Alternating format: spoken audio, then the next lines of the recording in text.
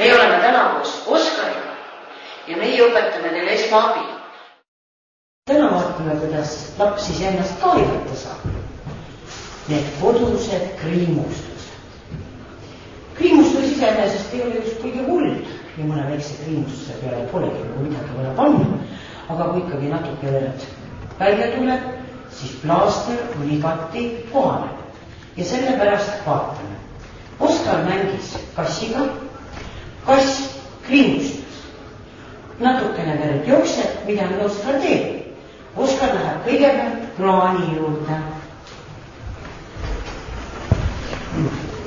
Laseb sinna peale külma vett. Kohe päris kõvasti külma vett. Nii, sellega läheb palju kaasa. Nii, nüüd võtab Oskar ja kuivatab hästi hoolega, selle käe kuivaks.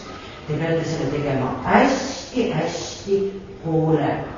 Muidu ei jää plaaster kinni. Nii, käsi on kuiv.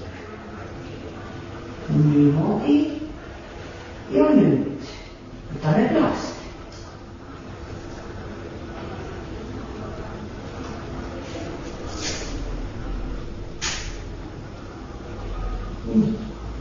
Ja me paneme haava peale